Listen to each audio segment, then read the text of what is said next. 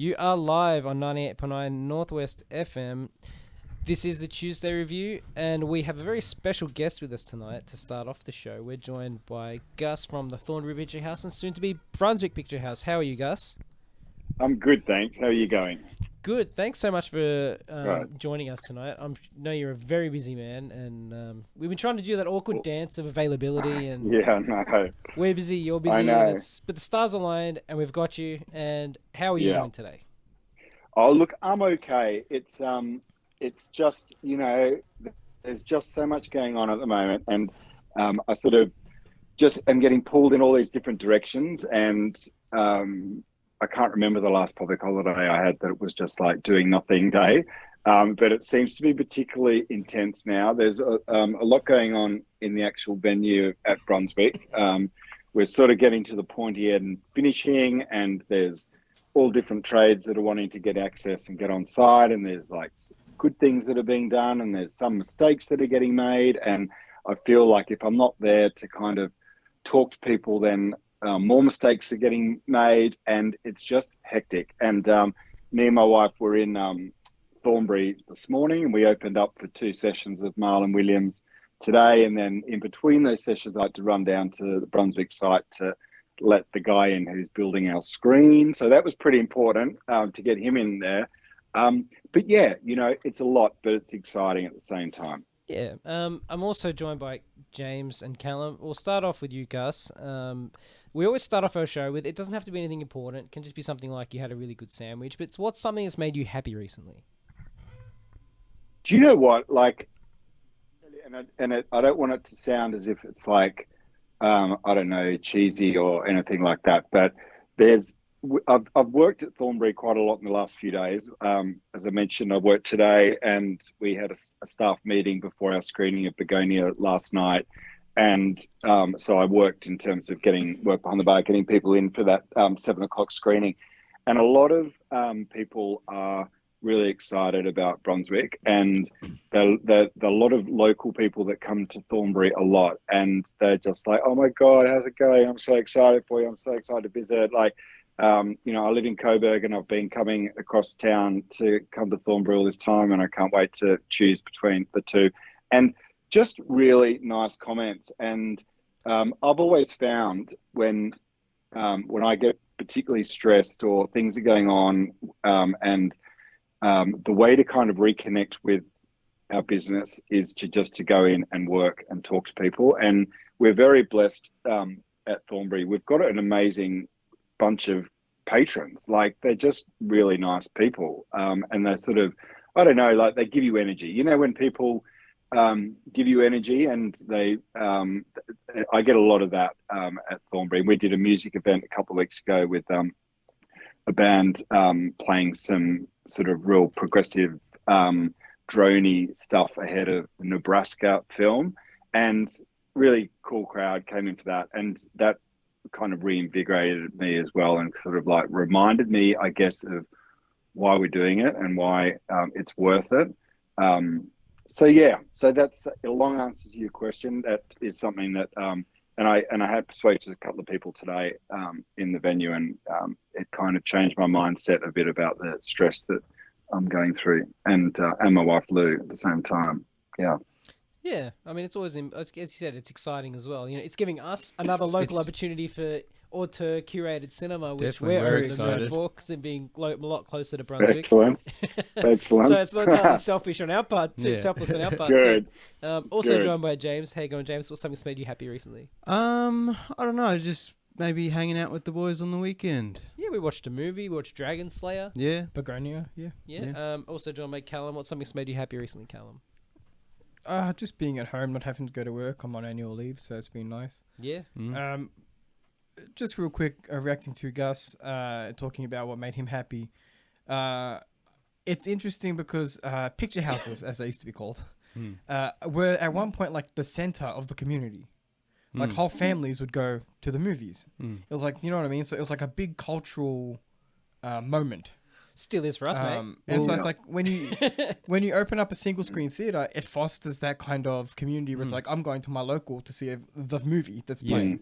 So it's like, you know what I mean? Like it is like a beating heart of the cultural part of Melbourne. Yeah. Gus, correct me if I'm wrong, but like that's part of Thank your you. mission is like Yeah. bringing all those old theaters that used to be all over Sydney Road, like bringing that kind of back.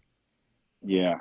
Yeah. Look, I definitely, it's definitely part of celebrating those venues. And I've kind of, and one of, I don't know, like I've researched old cinemas in Melbourne for quite a long time. And, you know, I made that film about Melbourne that incorporated the history of a lot of these cinemas. So it's something that is very close to my heart. And you're totally spot on with trying to reinvigorate this local cinema type culture because I think, you know, like I've loved hearing people's stories when I've spoken about these either Melbourne or the cinemas and people like telling stories about like, you know, memories of some of these cinemas like the Padua or the Empire and going there with their parents or going there with their kids. And they're very, they hold a lot of emotional value to a lot of people. There's something about cinemas that are different. They're kind of like a little bit maybe like restaurants that are just there all the time, and you go and celebrate all the big birthdays at a particular restaurant, and it holds a special place. Cinemas have got that too, and you're absolutely right about the single screen. I mean, like, you know, we don't aspire to be the next Palace or, you know, event cinema where we've just got, you know, multiple cinemas everywhere. Like, because I think that you lose that, and you lose it with a second and a third screen as well, because there's something about everybody coming together, as you said, to see a film together.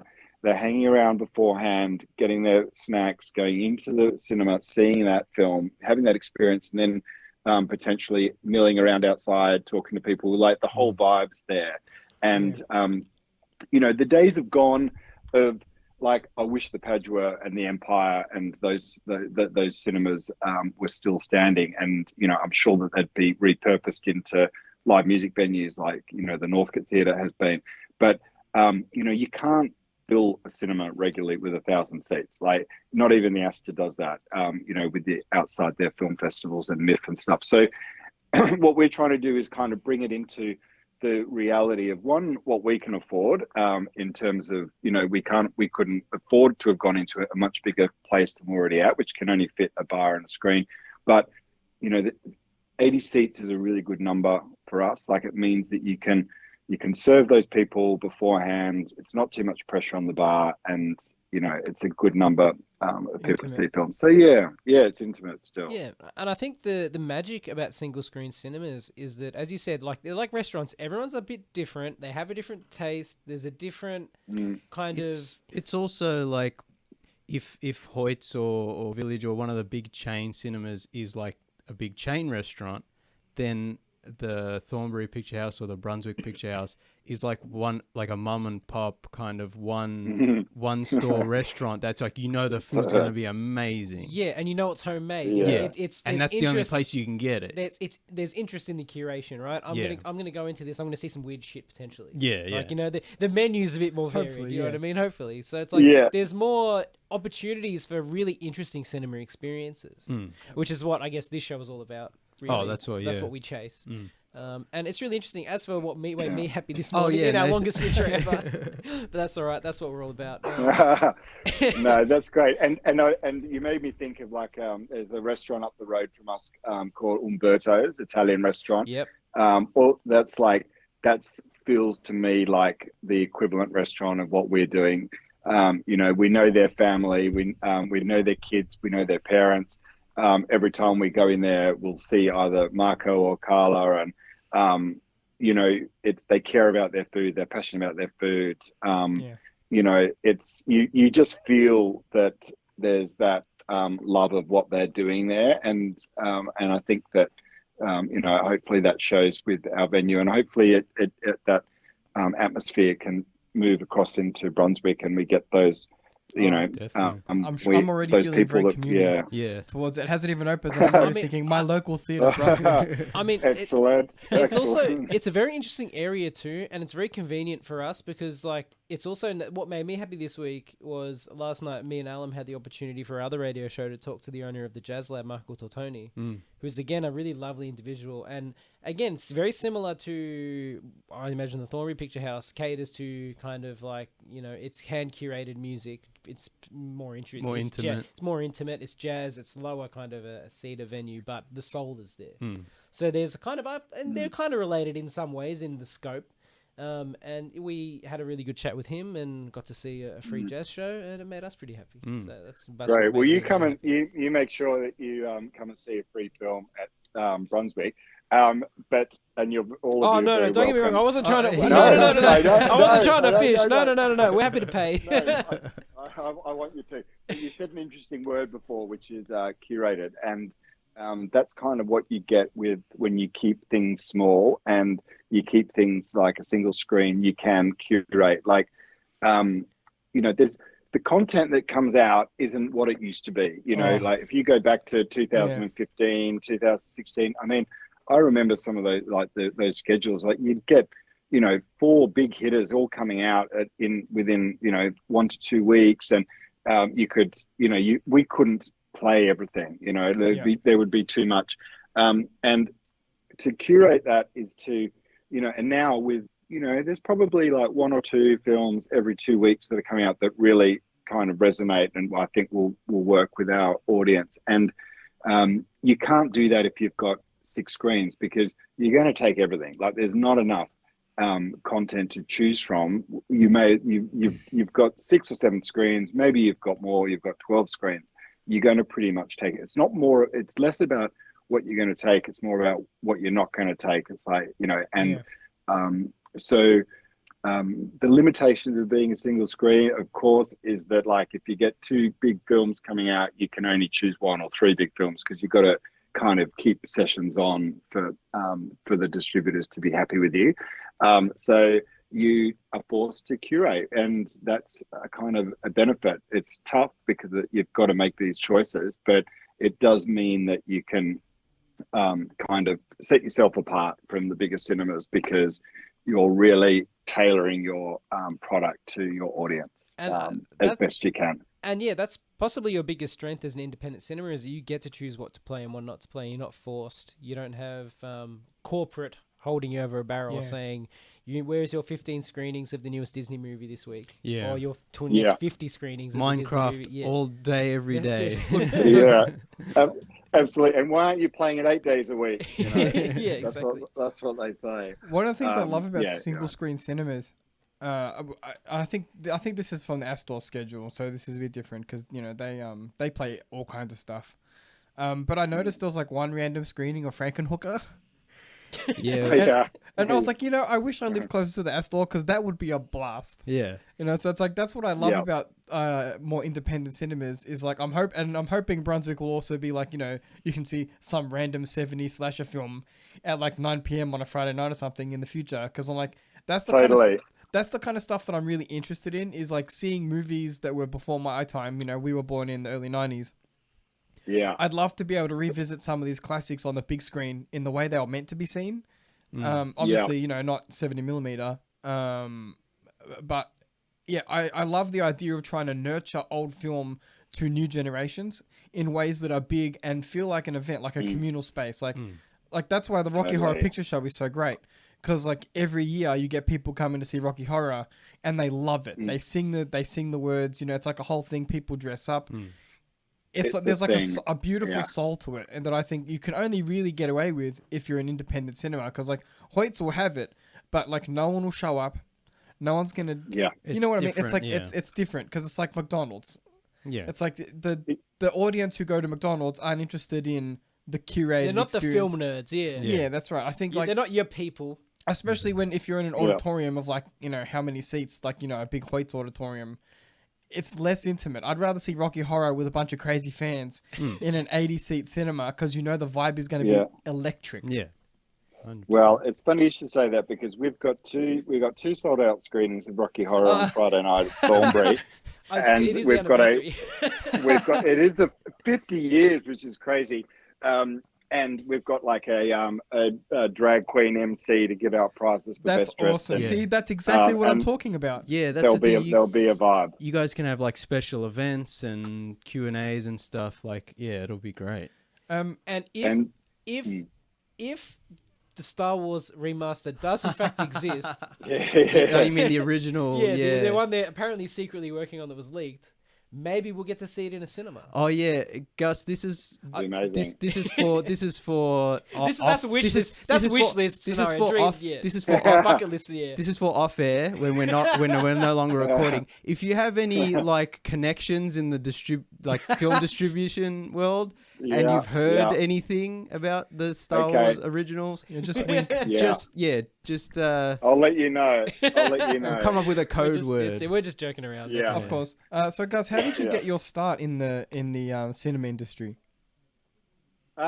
It's funny. I was I did 2 stints over in England. Like I did one when I finished uni. I went over there for a couple of years, and then came back to Melbourne where I was born and bred, and then we met a girl. She was British. Her visa ran out. Went back to England, and it was just like, oh my god, what am I going to do for work? And I ended up working in this organisation called Doc House, which was a documentary small film organisation that would pick up docos from festivals around the world and program them into cinemas in London, independent cinemas.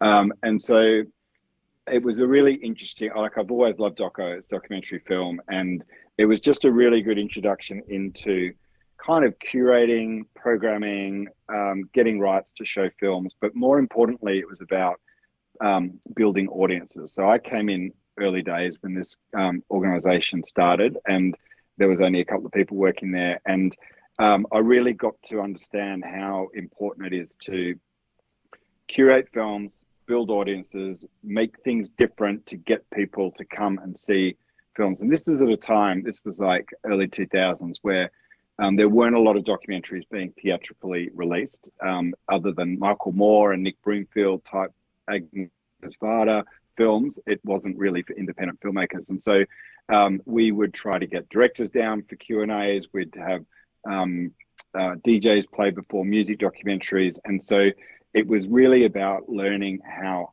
hard you got to work to get people to change their habits and the way they think about going to cinemas, and getting them to go there and finding a reason to give them to get on a train and go and see films. So that was really a really good learning experience. And so when I came back to Melbourne, it was like, oh God, it'd be good to do that again. And then I started curating short film things for Acme, and I built up an audience there, and we moved from the studio into Acme 1 and into Acme 2, and we were sort of getting really good numbers for a monthly short film night.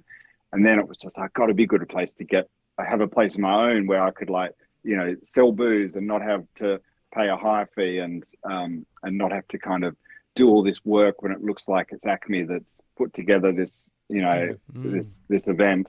And so then I found that there was a short-term lease over the old cinema in St Kilda, the George, and it had was a 3-screen cinema, but we only used 2 of them, and we had one running digital film and the other running 35.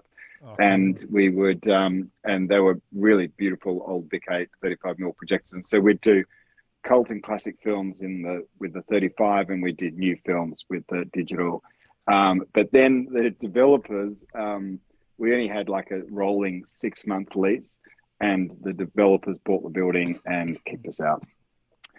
Just as we'd kind of got going and, started to build an audience and regulars and stuff.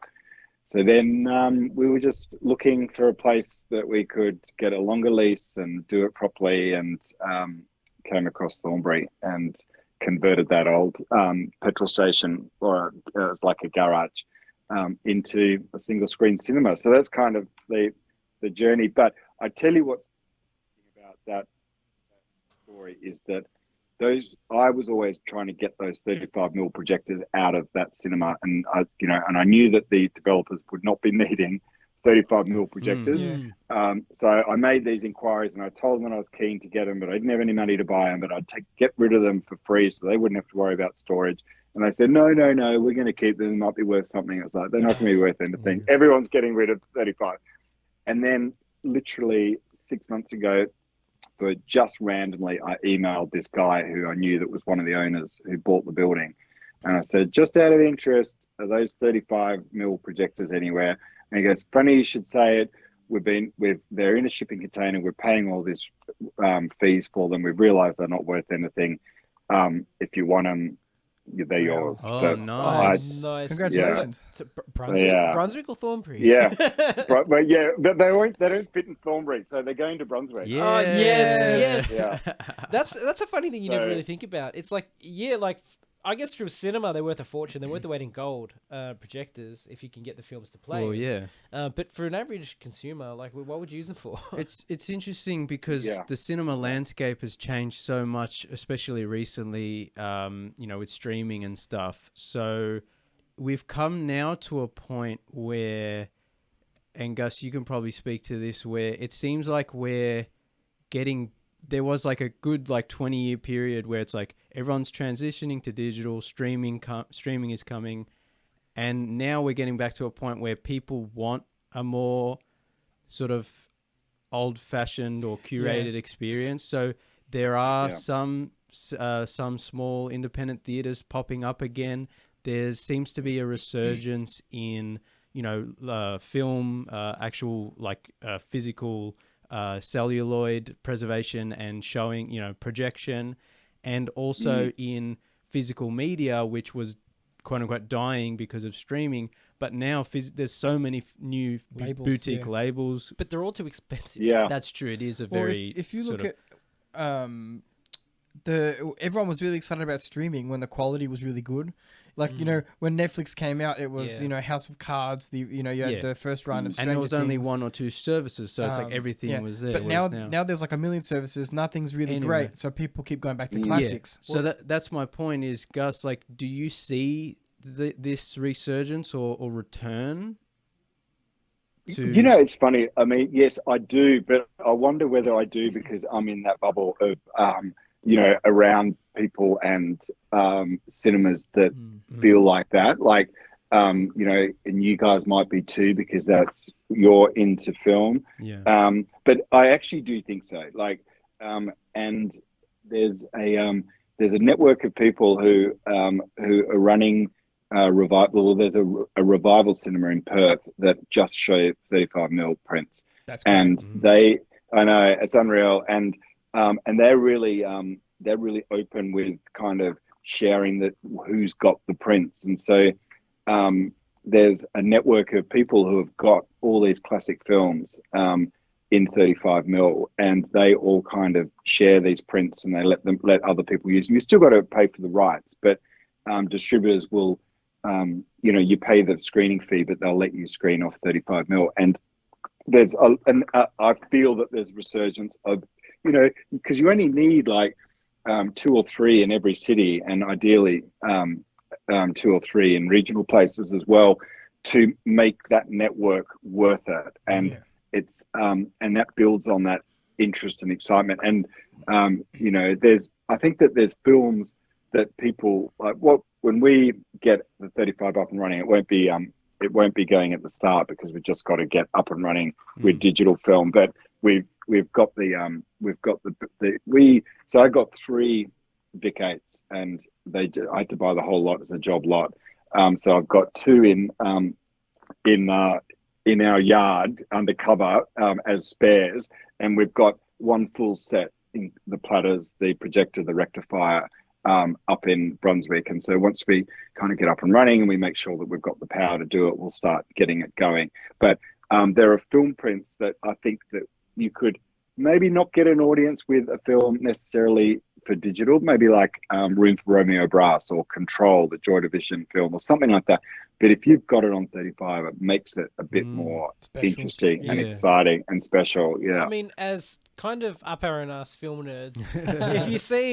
if you see presented in 35 millimeters in brackets, You're more inclined to buy the We're ticket. more Yeah. inclined to be like, all right, Yeah, and also Yeah. grain just looks good on the big screen. yeah, just to see something in film is like, okay, cool. And That's it's a nice. novelty. It's also That's an nice added to hear benefit. the projector. Yeah. I Which agree. is I such agree. we're lucky that we grew up in a time where, like, when we would go to Hoyt's, they still had projectors. So it's like to us, Yeah. it's not like a strange sound, but it's like sometimes it's like Yeah. Film is comforting. Yeah, I love the sound. Yeah, the texture of it, it's Yeah. just different. Even when you go to IMAX and it's really loud, it's like, you know, you can Yeah. get away with it because, you know, it's film. But but you said an interesting thing about the texture. Like it's sort of like it feels like alive in a way. I mean, by kind of definition, because film is, you know, it's on a material that kind of doesn't degrade every time you play it, but it changes. It literally no session is the same again. Like you are seeing, you know, the imperfections of that film, like no one else is going to see it. There'll be other little bits of scratches or jumps or something like that. So it feels like more real or something. It's hard to put a finger on the right. Well, You know what I mean? It's a moment in time. Yeah, and it's yeah. analog. Yeah. It's, you know, Yeah. it's real. Tangible. Yeah, it's tangible. It's not just the Yeah. ones and the zeros on a massive Yeah, and hard it's drive. it's so Gus. It's are you like familiar a with, record to a CD. Yeah. Yeah. from a cinema perspective? How do you feel about VistaVision? I know that's a weird question, but everyone was clamoring for VistaVision to come back when it was found out that Paul Thomas Anderson had filmed One Battle After Another on VistaVision. And then when they started playing those films, apparently the actual film is like terribly difficult to manage compared to 35mm or 70mm, and it would catch fire, it would break and whatnot. Like, so how do you feel Yeah. about like? Is that something that you've ever heard? Like, have you had a really big problem like with film where it's like, because VistaVision is apparently catastrophic to work with?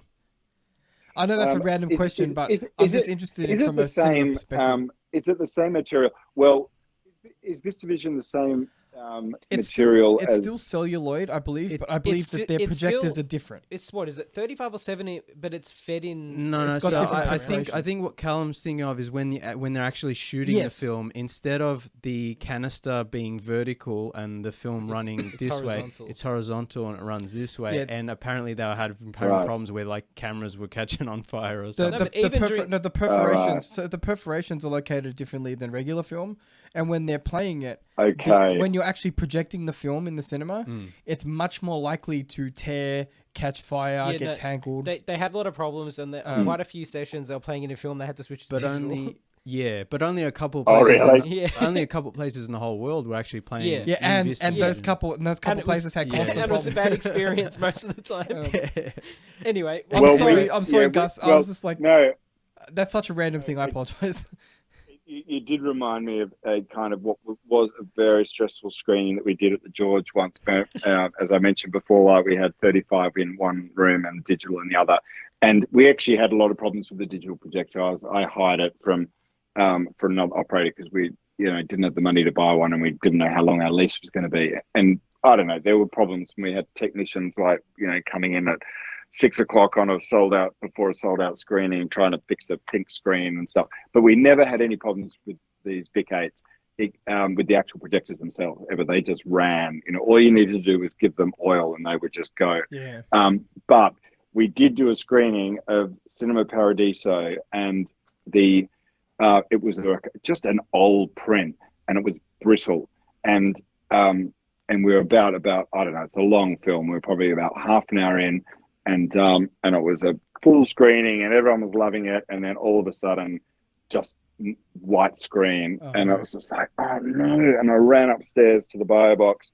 I was like, what's going on? What's going on? It's like the film's just split. The film broke, and so they had to stop the projector, go and get back, take it over to the table, splice the two broken bits back together again, run up through the gate, and I was like, okay, we're running again. So then I went back downstairs and was like, okay, we're good. And then like half an hour later, same thing happens. It's like, no. And I run back upstairs. He's got it snapped again. It's just a really brittle print. So his projector's just putting it back together again. And And I went down and sort of said to everyone in the cinema, I was like, "Oh my God, sorry, but this is what's happening," and it was literally, and I think I said, we're having like a proper Cinema Paradiso moment up there. We've just got this print that keeps on breaking, and everyone was just like laughing. So it was fine, and I think maybe add one more break. It's an experience. Yeah. Film is such a it's like a craftsman. There's a craftsmanship to it as well, because we're digital now. You just press like the play button or whatever. But like with film, it's like you don't really think about it. Like there are people who are trained, who are very skilled at managing these things on the fly. It's like it used to be a profession, back in the day. Well, that's a good thing. That's a good thing about having a single screen cinema is the session you are watching is the only thing going on and is going to be paid attention to, because when you go to a chain cinema, there's like, it's all automated and there might be like a 15-year-old who closes the door when the session starts. But other than that, was it June that we went to and the extreme screen? And June 2. It was June 2 and it was like zoomed in or something. Yeah, the bottom was cut off. The bottom was cut off and we're like watching it zoomed in and we're just like, I haven't seen this movie before, obviously, but I'm like, but it looks weird. It doesn't look the aspect ratio is a bit off. We were like, I don't know, maybe it's just. And then when the subtitles were cut off, we were like, Chalamet's head's a bit too big. I don't know what's going on here. And as soon as the subtitles appear, it's like that's your giveaway. You've got like half of the top line. Look, that's so true, and it is like there's an element of showmanship in the 35mm, which I really love, and. We had a projectionist at the George that would, and I really like this, and I'll definitely be aiming to do this when we run film for the first time. Is like, you get the film print going, and we're getting curtains in Brunswick, and that was something that I was really keen to hold on to when all of the other budget constraints and compromises that have to get made because of costs and stuff. But I was like, I'm not giving up on the sound. I'm not giving up on the screen. I'm not giving up on those velvet curtains. And so the idea of like starting the film when the curtains are closed and then you open the curtains, and also having a projectionist that is aware of those last logos at the end of a film and starting to close the curtains on the logos, I think is a really nice touch. And it reminds you that you're seeing something that's, you're seeing a film with someone up in the bio box, right? It's not like just everything's automated. Whether it's film or digital, you're being taken care of. It's respect for the audience, but also respect for the film. The art of it. We have to go to a very quick break, but we'll be back with more after these quick messages. You are back on 98.9 Northwest FM. This is the Tuesday Review, joined by Gus from the Thornbury Picture House.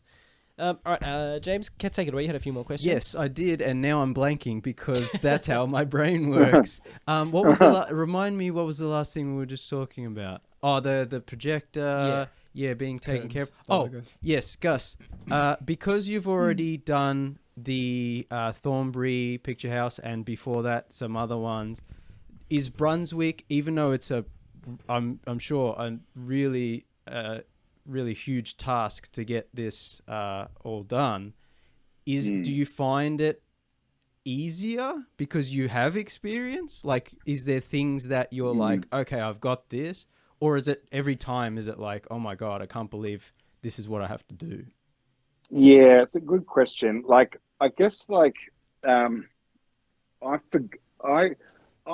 forgot how difficult the build of Thornbury was, or Thornbury was actually a walk in the park compared to what I've gone through this year. And I can't remember which. I'm pretty sure that Thornbury was just much easier. It was definitely much quicker.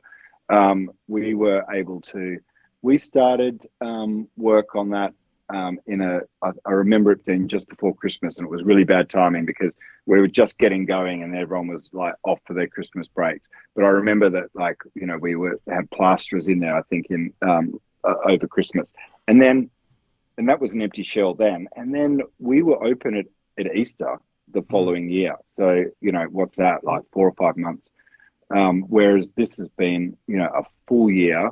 And we've been really unlucky with the build. We've had like asbestos for twice, two discoveries of asbestos, which had to close everything down for weeks. We had things called like floaters in the clay, which are like these big rocks that are common in the clay in Brunswick, particularly because it's all built on clay.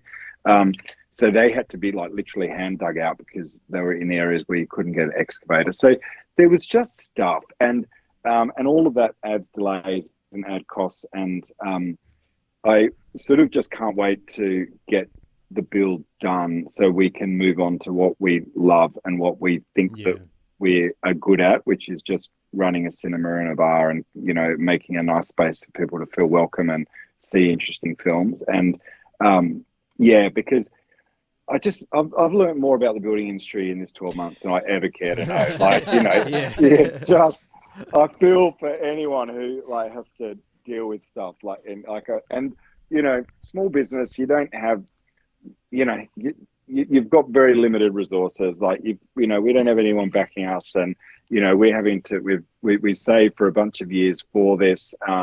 We've been sort of having to pull money out of Thornbury to pay for extra stuff. We've been just, you know, it's been hard, but I'm just really, I'm really happy with how particularly the cinema room is looking like, and that kind of gives me confidence that everything else will look after itself. Like, you know, the bars, you know, the bar will be really nice. Like Julian, who built us the bar in Thornbury, is building us the bar here, and he's a really good woodwork chippy carpenter, and we've got, you know, high ceilings and all that stuff. But in the cinema itself, you know, we've got 80 comfortable seats, we've got curtains, we've got 7.1 audio, we've got a 6-meter screen. You know, if all of that works, it's going to be a really good place to experience film. The sight lines are really good. We've got a double step going up to every row. So I'm kind of excited about that. And it's just getting open that's been the slog. Yeah. I don't know if that answers your question, but you know what I'm saying. Yeah, it does. When did Thornbury, what year did Thornbury open? 2017. Okay, yeah. So 2017, 18, yeah. Yeah. So 7 or 8 years. I guess also after COVID, everything's just so different now. Just every aspect of life and, you know, economy and building is probably so different. I mean, it was a long recovery. I mean, we were closed for 300 days during that whole period, which is a long time. So, and then cinemas were like the first to close and the last to open because of the confined space nature of the cinema. And then as soon as cinemas opened again, then the writer strike came along, and that just stopped content for about a year. You know, that was a long strike. So, and then, you know, during that time, you know, theatrical windows, which is the time that distributors kind of keep things in the time between a film being released in a cinema and being available on streaming platforms, that kind of shrunk from 3 months to you know, a month. And so people just got used to the fact that if they're not going to see June in a cinema, it's going to be on a streaming platform in a month. So we'll just wait. So people's mindsets changed about how long they'd have to wait to see films, and it's taken a long time for people to then change that thinking and go, this is actually a lot better to see June in a cinema than at home. So you know what I mean? Like, so it just took a long time. Yeah, it's like what Callum was saying earlier. It's like, yeah, you can watch Rocky Horror Picture Show on Blu-ray or streaming anytime, any day, like whenever you want. But it's not the same as like going and experiencing it. So with the community, exactly. So I mean, new films is a bit different, but yeah, with old films, it's like there's still a draw to be like, well, we have to see that with an audience on the big screen. It's a different experience. Well, totally. But even with new films, like I think one of you mentioned Bugonia earlier. Did you? Has someone seen that? Yeah. Yeah, Callum and I saw it. Yeah. We probably can't talk too much about that film other than no the fact that, Did you like it? It's really good. Yeah, I loved it. Yeah, we liked it.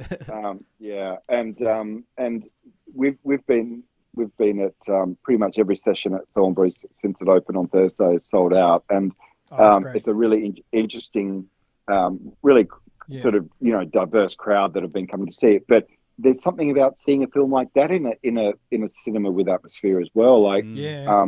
Do you get a there's a discount? vibe. Do you get a discount if you see Bugonia with a bald cap? That's a great idea. Is that something that happened? No, Shave your head? that is something No, they that did. They did They a shave did your that, head. shave So your one of the head. one of the early screenings, but eventually Yes, they ended up giving people ball caps because they were running out of time to shave everyone's To heads. shave everyone's head. Oh, that's right. That's hilarious. I mean, we should have done that. Shave the hair off so the aliens won't find you. Brilliant. We'll move along. One of the questions we ask all of our guests on the show. Unless James had any other questions. Well, I just want to. I mean, we're not going to hold you to this, Gus, but the plan was to have a Brunswick Picture House open by mid-November. Are you still on track? We understand if you can't answer, but I think we're getting pushed back to the end of November now. okay. Yeah, It's better than the end of January. Oh yeah, I know. But I know. even if you Look, have to wait till January, it's like Yeah, It's it's still a new cinema for the Bit of a boys. cheeky question, Gus. Mm. If you're going to be open in December, does that mean there's a chance that you have Christmas programming playing at the Brunswick Picture House? Yes, we will. Because that might be a Well, delight. also- I'm making a list at the Okay. moment for those films. Have you got anything to suggest? Or give us Scrooged? one of the oldies too. yeah. Oh yeah, It's a Wonderful Life. Yeah, It's a Wonderful Life. Well, I'll tell you what we play at Thornbury every Christmas, and that'll give you an idea of where we're thinking. We play It's a Wonderful Life. We play Muppets Christmas Carol. We play Home Alone. We play Die Hard, and we might play Carol, and we play Black Christmas. Excellent. Those are the films. All Nice. very good. Yeah. Yeah. Yeah. Can, So those are the films, and yeah, Interesting.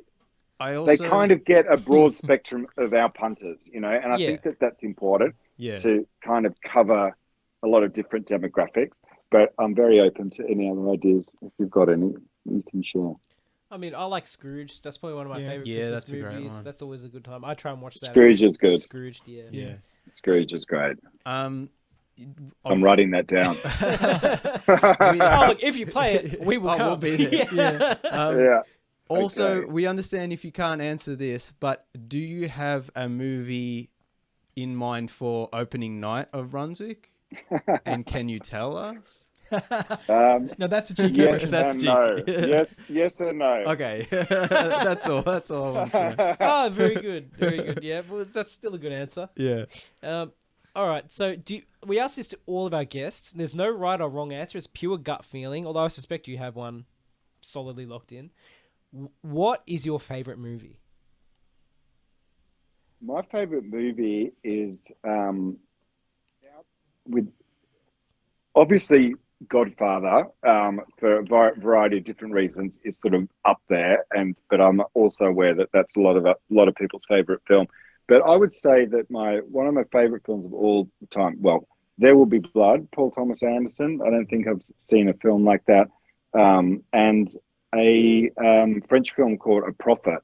In Prophet, has anyone seen that? No. It's like the English word is a prophet, but it's like also UN prophet, and there was it's a French film that came out about 20 years ago, and it's incredible. We'll get on. Yeah, I have to check that out. But I think I played it once at Thornbury, and I think 20 people came. So it's like I think it's a very good analogy or metaphor for being a film programmer. You can't just play the films you like. Stuffy, yeah. Yeah, you've got to. I mean, obviously, you lean into those films, and in terms of me watching new release films, I get the opportunity to watch films like Bugonia before we need to make a decision on whether to show it. And so I saw that film about 2 months ago and loved it, and thought, yeah, we're definitely showing that. So there's definitely a little bit of my taste, but Yeah, of course. it's kind of, but you are thinking of other people, like you're thinking of your audience, and there are some films that maybe I don't really resonate with me, but I think that they'll probably work with the audience. So I think that there's something in it. You can't, but it does give you the opportunity to just play stuff sometimes. That's just, Yeah, I just like this film. I want to see it. It's different, but it's similar to how we operate with the radio too. When we're picking music out, of course, myself and Alum have a specific your taste show, in yeah. music. We have a music show on Friday, every other Friday. We're picking music out for that show, and obviously we have a specific taste that aligns with each other quite well. But when we're picking music, Yep. you can't just pick what you like. You have to pick what you think everyone will like. So it's very Exactly. similar. Yeah, it's very similar. concern. Exactly. But No, it's knowing your audience, isn't yeah, it? Yeah. but you also can't. There's also a little bit of subconscious bias in there too that you can't really escape from. No one can. You can't avoid it. No, and that's part of what Exactly. makes independent cinema great too, because you do have that kind Yeah. of flavor of the proprietor. Yeah. Yeah. It's more personal. Totally. It's more, yeah. We are coming to the end of the show tonight. Does anyone have any last questions for Gus? I just wanted to say I looked it up and it's Un Prophet 2009. Is that the one? Yep. Yeah. All right. So for our listeners, it's Un Prophet or A Prophet from French film from 2009. So we'll definitely check that out. We'll talk about that one day. Okay, great. I'd love you to watch it and get your thoughts whenever you've got time. Yeah. Gus, where can people find you? What's the best way to support you and Brunswick Picture House? And Thornbury Picture And House. Thornbury as well. Well, Thornbury, we've got website for Thornbury, which is thornburypicturehouse.com.au. Brunswick Picture House is brunswickpicturehouse.com.au. And we've got Instagram for both of those two, which is a good way to kind of keep on top of, film screening on the socials. And it's Thornbury_Picture House, and then there's Brunswick_Picture House for that handle We'll link. for Instagram. We'll link both of those when we post about this episode Yeah, on our we'll put in the Instagram. description. That'd be great. Description, yeah. And also, That'd be great. you made a documentary a few years ago, The Lost City of Melbourne. Yeah. Which I believe is on SBS On Demand. Actually on Netflix now. Yeah. Oh, wow. Cool. Yeah. All right. Bit Aussie, Yeah. bit of Nice. local Melbourne content there. Adam LaRosa's The Cost is also on Netflix this month. Oh, it's a yeah, good we push. talked about Good push that. from Melbourne content. Yeah, cool. Yeah, Yeah, we'll definitely great. check that out too. Yeah, excellent. Great. We're all out of time for tonight. You can catch the Tuesday Review on some of the social media garbage. Instagram, Facebook, Threads, Newsmaster, and Blue Sky, and YouTube at Tuesday Review AU. For our listeners, keep an eye on the Spotify. Our interview for the Future Mix radio program with Michael Tortoni from the Jazz Lab will go up under Tuesday Review bonus episode, because it'd be a shame for the interview to Okay. go to waste. Yeah. And we're on Letterboxd. I'm Nathan B_90. I'm channeldrifter. And I'll count Tuesday. Alum's is Alan20, but he's not here tonight. Do you have Letterboxd, Gus? We do have Letterboxd for Thornbury, which I think is Thornbury_Picture House as well. Oh, cool. Excellent. We'll make sure to follow that. Yeah. Thank you. Thank you very much for your time, Thanks Gus. again for Yeah, coming, thank Gus. you. Pleasure. I've really enjoyed talking to you guys. Thanks for having me on your show. We'll definitely be keeping an eye on this, and we'll pop down when it opens and Yeah. We'd love to support the Brunswick Picture House. take some photos of it when it opens Yeah, as well. yeah. That'd be great. We'll get. I'd love you to come and have a look at it, and I'll show you this big 8 up in the bio box. This old projector when That'd you be come and amazing. say That'd hi. be awesome. Oh, nice. That'd be nice. We'll also take some photos and we'll share them on the Northwest FM Instagram and do a whole Yeah. thing with the station as well. Thanks so much for coming, Gus. That'd be great. Pleasure. Um, Thanks a lot for having me. Adios, cousins.